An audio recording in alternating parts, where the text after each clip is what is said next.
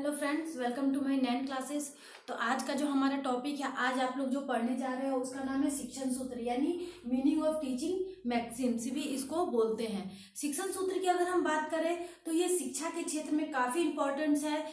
पहले कुछ शिक्षा शास्त्रियों ने और मनोवैज्ञानिकों ने अपने अनुभवों के आधार पर शिक्षण के लिए कुछ नियम दिए थे, जिसको शिक्षण सूत्र कहा जाता है। और शिक्षण सूत्र का अर्थ की अगर हम बात करें और इसके उपयोगिता की बात करें तो शिक्षण सूत्र की क्या उपयोगिता है, क्या अर्थ है। अगर उपयोगिता की बात करें तो कोई भी पाठ्यक्रम कैसे स्टार्ट करना है, कब स्टार्ट करना है, इसका भी सॉल्यूशन शिक्षण सूत्र के आधार पर किया जा सकता है। यानी अगर हमें शिक्षण सूत्र पता होगा एक टीचर्स को, तो वो क्या करेगा कि कब स्टार्ट करना है, कैसे स्टार्ट करना है, बालकों को पाठ्यक्रम में रुचि बना के कैसे रखना है, उनकी रुचियों को ध्यान में कैसे दे के उनको पढ़ाना है, और या फिर उन्हें किसी भी चीज को सीखने के लिए अभिप्रेरित कैसे रखना है। अगर हम उसकी बात करें तो ये सभी चीजें, और पाठ्यक्रम कैसा होना चाहिए, शिक्षण की विधि कैसी होनी चाहिए, ये सभी चीजें शिक्षण सूत्र के आधार पे हम बहुत ही सरल रूप से कर सकते हैं। तो इन्हीं मनोवैज्ञानिकों और शिक्षा शास्त्रियों ने शिक्षण का नियम दिया था अपने अनुभव के आधार पे कि अगर हम कोई भी टीचर जो है इन चीजों को फॉलो करे, इन शिक्षण सूत्रों को फॉलो करे, तो काफी आसानी से बच्चों को समझा सकता है और शिक्षण को प्रभावशाली बना सकता है। अगर टीचर पढ़ाता है लेकिन बच्चे नहीं समझते हैं, और या फिर टीचर उनके गुणों को ध्यान में ना रखते हुए पढ़ाता है, तो बच्चे नहीं समझेंगे और फिर क्या होगा कि शिक्षण प्रभावशाली नहीं होगा। लेकिन अगर एक टीचर इन शिक्षण सूत्रों को फॉलो करते हुए बच्चे को ज्ञान देता है, पढ़ाता है, तो क्या होगा कि शिक्षा प्रभावशाली होगा और बच्चे सीखेंगे भी बहुत ही अच्छे से ध्यान देके। तो यहाँ पे मैंने जो नोट किया है उसको अगर हम पढ़ें तो शिक्षण के कुछ सामान्य सूत्र हैं जिनके अनुसार शिक्षण कार्य करने से बालकों में सीखने में सरलता होती है, सुगमता होती है, स्थायित्व प्राप्त होता है। इन सूत्रों का आधार और पालन करने से शिक्षण प्रभावशाली हो जाता है। अगर हम इसका पालन करें, इसके अकॉर्डिंग पढ़ाएं, तो क्या होगा, शिक्षण बहुत ही प्रभावशाली हो जाएगा। और इसका जो प्रतिपादन है, जो इन नियमों को जिन्होंने दिया, उसका नाम है कामेनियस एवं हर्बर्ट स्पेंसर ने। इन्होंने इस अपने अनुभव के आधार पे शिक्षण का नियम पेश किया। ये एक तरीका भी है शिक्षक को बताने का कि हाँ भाई, शिक्षक अगर इनको फॉलो करेंगे तो क्या करेंगे कि अच्छे से सिखा पाएंगे। क्योंकि एक टीचर के लिए सबसे ज्यादा जो चैलेंज की बात होती है वो बच्चों को सिखाना, कि हाँ कैसे सिखाना है। सिर्फ पढ़ा देना वहां नहीं, उसको समझ में भी आए, और समझ में आने के लिए हमें बालक यानी स्टूडेंट्स की बहुत सारी चीजें ध्यान में रखनी पड़ती है, और हम क्या पढ़ा रहे हैं सब्जेक्ट उसके अकॉर्डिंग भी। तो इन सभी को सम्मिलित रूप से एक शिक्षण सूत्र में बांटा गया है, और सब्जेक्ट के अनुसार, बालकों के अनुसार, एज के अनुसार, इन सभी के अनुसार शिक्षण सूत्र का यूज करना चाहिए एक टीचर को। बात करते हैं कि इन शिक्षा शास्त्रियों, ये जो शिक्षा शास्त्री थे, इन लोगों ने टोटल 11 शिक्षा सूत्र को दिया, और इसके आधार पे मतलब शिक्षण को प्रभावशाली बनाया जा सकता है। तो सबसे पहले हम बात करेंगे कि ज्ञात से अज्ञात की ओर। ज्ञात से अज्ञात की ओर नाम से ही पता चल रहा है कि बालकों के जैसे जो ज्ञान है, यानी जो पूर्व ज्ञान है, उससे ही हम टॉपिक निकाल के, उनके ज्ञान से ही हम उनको जो चीज नहीं पता है उसका ज्ञान कराना। यानी कि अगर हम एग्जाम्पल की बात करें तो जैसे भी अगर हम किसी टॉपिक को पढ़ा रहे हैं तो डायरेक्ट हम उस टॉपिक पे नहीं आ जाएंगे, तो बालकों को कुछ भी समझ में नहीं आएगा। पहले हमें उन्हें उनके पूर्व ज्ञान को उस ज्ञान से जोड़ना पड़ेगा, वहां तक ले जाना पड़ेगा, और फिर हमें नया ज्ञान स्टार्ट करना पड़ेगा ताकि वो समझ सके और इंटरेस्ट लेके सुने, क्योंकि उनको थोड़ा बहुत उसके बारे में पहले से पता होता है। अब मैं एग्जाम्पल की बात करूं कि अगर मिट्टी है तो बालकों को ये पता है कि हाँ ये मिट्टी है, लेकिन वो कितने प्रकार के होते हैं, किस जगह पे कौन से मिट्टी पाई जाती है, उसमें कौन से खनिज पदार्थ पाए जाते हैं, ये सभी चीजें उनको नहीं पता होता है। तो हम क्या करेंगे कि उनसे पहले पूछेंगे कि ये क्या है, तो वो बताएंगे मिट्टी है। उसके बारे में हम उनके उस ज्ञान को हम और विस्तृत करते हुए, जो उनको मिट्टी के बारे में नहीं पता है वहां तक पहुंचेंगे और बताएंगे। तो क्या होगा, वो इंटरेस्ट लेके सुनेंगे। तो इस तरह से हमें पहले उनकी ज्ञान की बातों को जान लेना चाहिए कि उन्हें क्या ज्ञान है, उसके बाद हमें उस टॉपिक तक पहुंचाना चाहिए जो उन्हें अज्ञात है। तो इस तरह से ज्ञात से अज्ञात की ओर। दूसरी हम बात करें सरल से जटिल की ओर, यानी सरल से कठिन की ओर, ऐसा भी बोल सकते हैं। यानी पहले हमें आसान बातों को बताना चाहिए, इजी बातों को बच्चों को बताना चाहिए, फिर जटिल की ओर जाना चाहिए। जैसा कि बच्चे अगर छोटे होते हैं, छोटे क्लास के बच्चों को पहले क्या किया जाता है कि जोड़ घटाव नहीं बताया जाता है डायरेक्ट, उन्हें सेंटेंस ही नहीं बताया जाता है। पहले उन्हें अगर हम जोड़ घटाव की बात करें तो पहले हम उन्हें नंबर सिखाते हैं, छोटे क्लास के बच्चों को 1 2 3 पे पहुंचते हैं। नंबर में भी हम पहले क्या करेंगे कि पार्ट वाइज में 1 से 10 तक सिखाएंगे, 10 से फिर 20 तक। इस तरह से कर करके हम पहले क्या करते हैं, किसी भी टॉपिक को इजी बनाते हैं। यानी पहले स्टार्टिंग से अगर हम बेस पहले बनाते बनाते ही हम किसी को मतलब आगे तक हम बढ़ते जाएंगे। यानी आप लोगों को जैसे नाम से भी पता चल रहा है कि सरल से जटिल की ओर जाना, पहले सरल चीजें बताना, फिर हार्ड चीजें, टफ चीजें बताना, ताकि बच्चे अपने एज के साथ सीखते जाएंगे। तीसरा है हमारा स्थूल से सूक्ष्म की ओर। जब बच्चे छोटे होते हैं, यानी छोटे क्लास के बच्चे क्या होते हैं कि वो किसी भी चीजों के अंश, भाग, इन सभी चीजों को नहीं देखते हैं। यानी जैसे कि नाम से यहाँ स्पष्ट है आप लोगों का, स्थूल से सूक्ष्म की ओर, यानी बड़ा से छोटा की ओर जाना। यानी कि अगर छोटे बच्चे हैं तो वो क्या करेंगे, किसी भी चीज को बड़े रूप में देखते हैं, वो उनके अंश तक नहीं पहुंच पाते हैं। उनकी जो जानकारी होती है छोटे बच्चों की, वो अंश तक नहीं पहुंच पाते हैं। तो पहले उनको क्या किया जाता है कि बड़े चीजों से अवगत करा दिया जाता है कि हाँ भाई ये चीज है। उसके बाद उसके अंश, पार्ट, ये सब के बारे में बताया जाता है, छोटी छोटी चीजों के बारे में बताया जाता है जो वो नहीं देख सकते हैं अपने मानसिकता एज के हिसाब से। तो अगर हम एग्जाम्पल की बात करें कि अगर हम बच्चों को गणित सिखा रहे हैं, जोड़ घटाव सिखा रहे हैं, तो पहले हमें छोटे क्लास के बच्चों को कंकड़, स्टोन्स, इन सभी चीजों से अवगत कराना पड़ेगा, उन सभी चीजों से उनको सिखाना पड़ेगा, फिर हम प्लस माइनस पे जाएंगे इस तरह से। या फिर अगर हम बच्चों को कंप्यूटर के बारे में बता रहे हैं तो पहले बच्चे कंप्यूटर को क्या करेंगे, देखेंगे कि हाँ ये कंप्यूटर है, इस तरह से।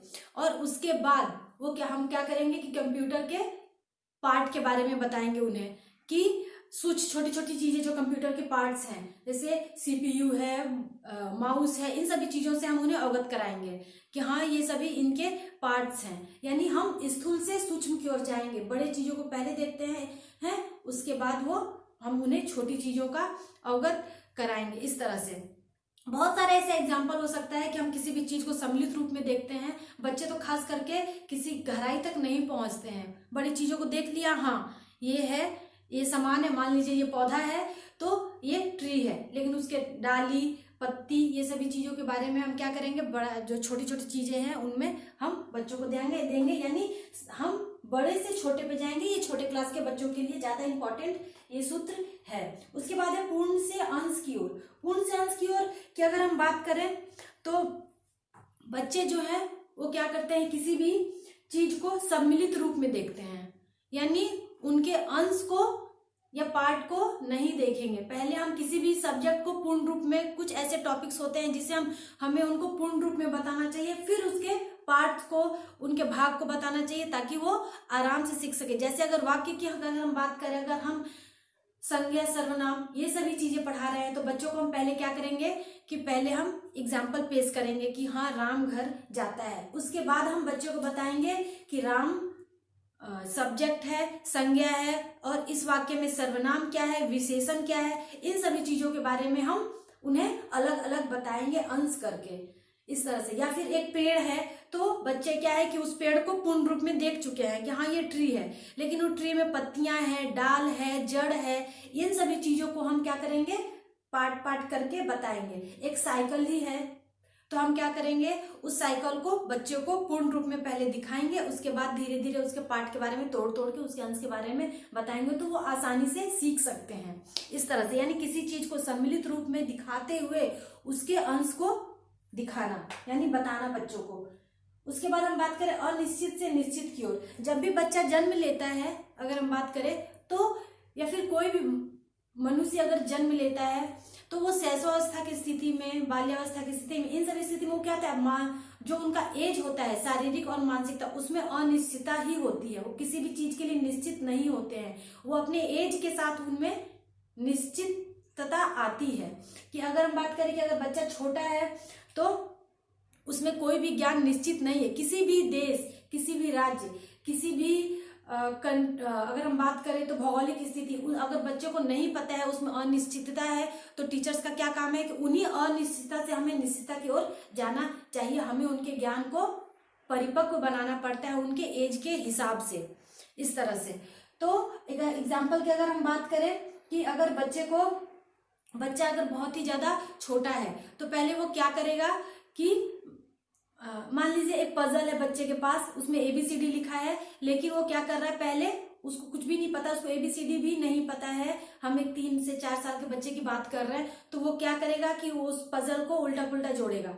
क्या है, उसमें अनिश्चितता है, उसमें अभी कोई भी ज्ञान नहीं है उसमें, लेकिन वो धीरे धीरे, अगर टीचर है, शिक्षक है, तो वो क्या करेगा कि धीरे धीरे उसको टाइम देते हुए उसके अनिश्चितता को निश्चितता की ओर ले जाएगा, और एक टाइम के बाद क्या क्या सिखाएगा उसको कि हाँ ABCD ऐसे पजल लाइन से जोड़ो, तो वो कुछ समय के बाद वो ये जोड़ना सीख जाएगा। तो इस तरह से हर बच्चों का ज्ञान जो होता है वो अनिश्चितता से ही शुरू होता है, और उसको एज के साथ परिपक्व बनाया जाता है, यानी निश्चित ज्ञान दे दिया जाता है।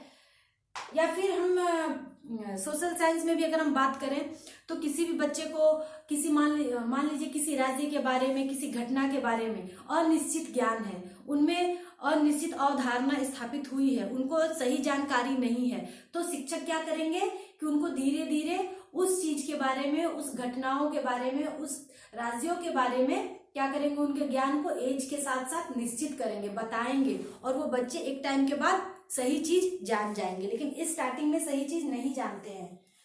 उसके बाद हम बात करते हैं प्रत्यक्ष से अप्रत्यक्ष की ओर। जैसा कि नाम से ही पता है कि प्रत्यक्ष यानी जिस चीज को हम देख सकते हैं, छू सकते हैं, समझ सकते हैं, अपनी आंखों से जिस चीज को देख सकते हैं। अप्रत्यक्ष यानी छिपा हुआ भाग जिसको हम नहीं देख सकते हैं।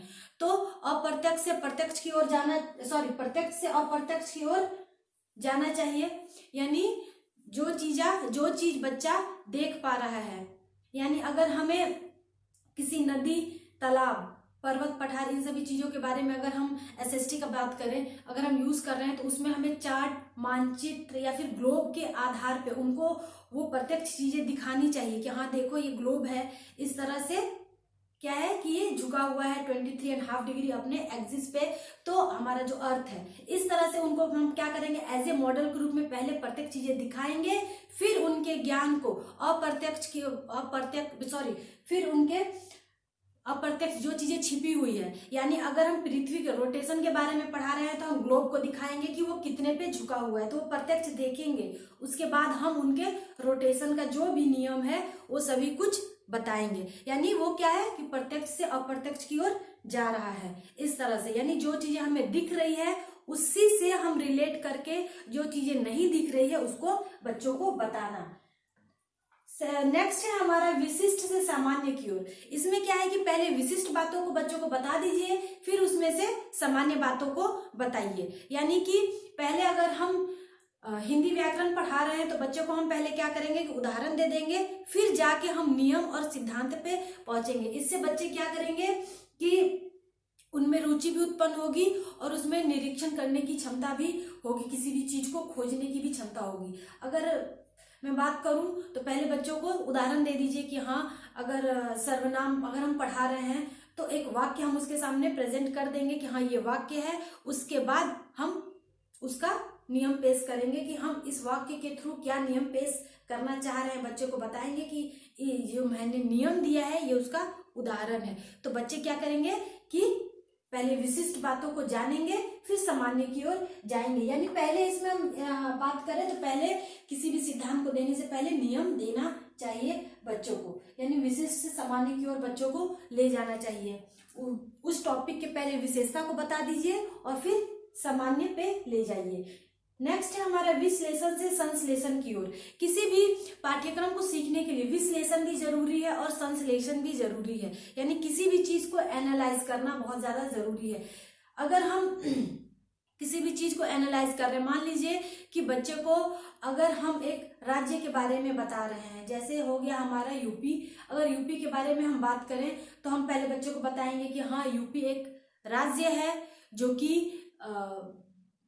यहाँ पे नॉर्थ ईस्टर्न में स्थित है। इस तरह से वो इंडिया के अंदर ही आता है। बच्चे को हम सभी कुछ बता रहे हैं यूपी के बारे में, इतने जिले हैं उसमें, ये सभी चीजें हम उसको हर एक एंगल से बता रहे हैं। इतनी घटनाएं हुई हैं, इतनी अच्छाइयां हैं, इतनी बुराइयां, हर एक चीज हम यूपी के बारे में एनालाइज करेंगे। इस एनालाइज करने के बाद विसंश्लेषण करेंगे, यानी सारांश प्रस्तुत करेंगे, निष्कर्ष पे पहुंचेंगे। किसी भी कहानी, किसी भी कविता या किसी भी सिद्धांत का विश्लेषण जरूर होता है और उस विश्लेषण के बाद संश्लेषण पे जरूर पहुंचते हैं। आप लोगों ने थॉर्नडाइक के नियम ये सभी चीजें भी पढ़ा होगा, लेकिन उन सभी के बाद में भी एक संश्लेषण, उसका सारांश है कि हाँ ये बोलना क्या चाह रहे हैं। तो किसी भी नियम को जब हम पढ़ते हैं तो उसके सारे अंश, पार्ट, भाग, सब चीज के बारे में, एक एक चीज के बारे में पहले जानते हैं, उसके बाद हम उसका सारांश प्रस्तुत करते हैं। तो इस तरह से विश्लेषण करके संश्लेषण की ओर जाना। अब मनोवैज्ञानिक क्रम से तर्क संगत की ओर जाना, यानी साइकोलॉजी से कहाँ ले जाना, लॉजिक की ओर।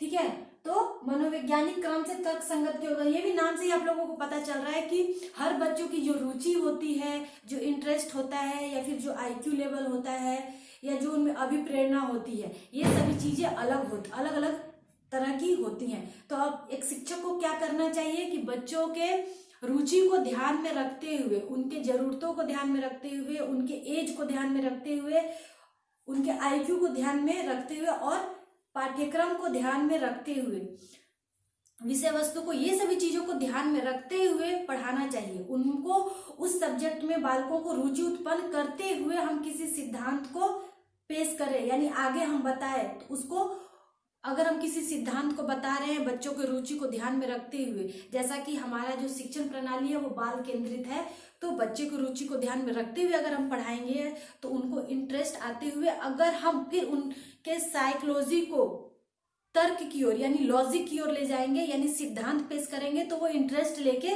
सीखेंगे। उन्हें लॉजिक की ओर ले जाना पड़ेगा, उनकी रुचि, उनकी आदतों, ये सभी चीजों को ध्यान में रखते हुए उनको लॉजिक बातों की ओर, दुनियादारी की चीजें बताना। पहले वो जो चाहते हैं पहले वो चीज उनको बताइए, उसके बाद उनको लॉजिक बातें बताइए, तो वो काफी आराम से सीखेंगे। नेक्स्ट है हमारा अनुभव से युक्ति युक्त की ओर। अनुभव की अगर हम बात करें, यानी जो हमारा एक्सपीरियंस है, पास्ट से जो हमारा एक्सपीरियंस होता है, जो अनुभव, यानी जो हमें ज्ञान होता है, बातें पता होता है, हमें बहुत चीज की अनुभव हो जाती है। बच्चों की बच्चे जब बड़े होते जाते हैं एज के हिसाब से, तो उनको बहुत चीज का अनुभव हो जाता है। जैसे उनको पता है कि दिन और रात होती है, सुबह होगा फिर रात, ऐसे। तो लेकिन फिर उसके बाद उनको ये भी पता है कि गर्मियां आती हैं, सर्दी आती है, बरसात आता है। इस तरह से उनको ये सभी चीजों का अनुभव है, लेकिन उनको क्या है कि उनको इसका रीजन नहीं पता है, उनको इसका कारण नहीं पता है कि दिन और रात क्यों होती है। तो फिर हम बच्चे को क्या करेंगे कि उनके अनुभव को पहले निकालेंगे कि हाँ दिन और रात होती है, तो उनको पता है कि हाँ उनका अनुभव है कि दिन और रात होती है। फिर हम उस अनुभव से बच्चे को क्या करेंगे कि उस अनुभव, उनके अनुभव को युक्त से जोड़ेंगे, यानी बताएंगे कि दिन और रात क्यों होती है, अर्थ के रोटेशन के कारण, और जो मौसम जो होता है परिवर्तन क्यों होता है, वो अर्थ के रिवॉल्यूशन के कारण। तो इस तरह से क्या होगा, उनके अनुभव से युक्त की ओर हम जाएंगे। लास्ट है हमारा प्रकृति का अनुसरण, यानी प्रकृति का अनुसरण करना चाहिए। बच्चा का स्वभाव जैसा है, बच्चों को जिस फील्ड में इंटरेस्ट है, बच्चा जिस चीज के लिए मोटिवेट है, या बच्चा का आईक्यू लेवल जितना है, बच्चा का एज जितना है, उस हिसाब से अगर उसको हम ध्यान में रखते हुए शिक्षण प्रणाली या विषय वस्तु या पाठ्यक्रम या टॉपिक पढ़ाएंगे, तो क्या होगा कि बच्चे आराम से सीख पाएंगे। तो इसी को बोलता है कि प्रकृति का अनुसरण, यानी बच्चों का प्रकृति की अगर हम बात करें तो बच्चों का जो है वो यही सभी होती है कि उनके नेचर्स वगैरह को जान के शिक्षा देना, ताकि वो आराम से जो नॉलेज है वो ग्रहण कर सके। एक और है, इससे रिलेटेड ही है, एक और शिक्षण सूत्र यहाँ पे मैंने नोट नहीं किया है, वो ज्यादा सेम है, वो सिमिलर ही है, इसलिए मैंने नोट नहीं किया, पर फिर भी अगर किसी स्टूडेंट्स को जानने की अगर इच्छा हो तो मैं बता देती हूँ ऐसे ही कि प्रत्यक्ष से अप्रत्यक्ष की ओर मैंने बताया कि जो चीज आपको दिख रही है उससे हम अप्रत्यक्ष की ओर जाएंगे, जो चीजें नहीं दिख रही है, यानी किसी मॉडल चित्र को दिखा के हम उसी से रिलेट करके जो चीजें नहीं देख पा रहे हैं उसको ज्ञान देना बच्चों को। और तो एक मूर्त से अमूर्त की ओर, यानी जब बच्चे छोटे होते हैं तो उनको बहुत ज़्यादा डीपली नॉलेज नहीं होता है, तो क्या होता है कि और जिस चीज़ को वो देख सकते हैं, सुन सकते हैं, छू सकते हैं, फील कर सकते हैं, वो उनके लिए मूर्त चीज़ें होती हैं। वो उनके लिए क्या होता है, प्रैक्टिकल होता है, सामने वो देखते हैं। तो उनके उस चीज़ से मूर्त से अमूर्त की ओर उनको ले जाना, यानी जो चीज़ वो नहीं देख सकते हैं।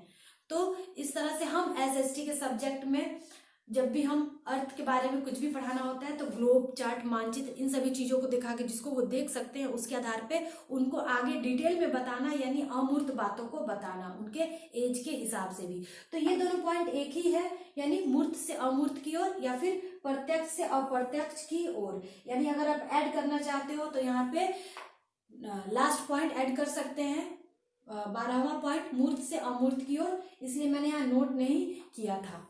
तो इस तरह से ये जो शिक्षण सूत्र है ये काफ़ी यूजफुल है हमारे शिक्षा प्रणाली के लिए, इसको हर टीचर फॉलो करते ही हैं। और रही बात आप लोगों के एग्जाम के लिए, तो ये काफ़ी इंपॉर्टेंट है, एग्जाम के लिए, सीटेट एग्जाम के लिए क्वेश्चंस आते हैं इससे, तो आप लोग इसको अच्छे से पढ़ो, समझो। नेक्स्ट जो हमारा टॉपिक रहेगा, हमारा जो मैं आप लोगों को पढ़ाऊंगी वो रहेगा शिक्षण की विधियां। शिक्षण की विधियों में 2 विधि बहुत ज्यादा इंपॉर्टेंट है, आगमन और निगमन विधि। तो वहां से हम स्टार्ट करेंगे, यानी आगमन और निगमन विधि। उस आगमन और निगमन विधि में भी इस शिक्षण सूत्र का यूज करके ही उस विधि का उपयोग किया जाता है, इसलिए मैंने आप लोगों को इस शिक्षण सूत्र से पहले इंट्रोड्यूस कराया कि शिक्षण सूत्र क्या है, कितने प्रकार के हैं और इसकी उपयोगिता क्या है। चलिए मिलते हैं अपने नेक्स्ट वीडियो में, तब तक के लिए थैंक यू। और अब भी आप लोगों ने मेरे चैनल को सब्सक्राइब नहीं किया है सीटेट एग्जाम के प्रिपरेशन के लिए, तो फटाफट से कर लीजिए। सीटेट एग्जाम कभी भी हो सकता है और अभी से ही तैयारी शुरू कर दीजिए। जो भी मैं आप लोगों को पढ़ा रही हूँ बहुत ज़्यादा इंपॉर्टेंट है। चलिए मिलते हैं अपने नेक्स्ट टॉपिक पे, थैंक यू।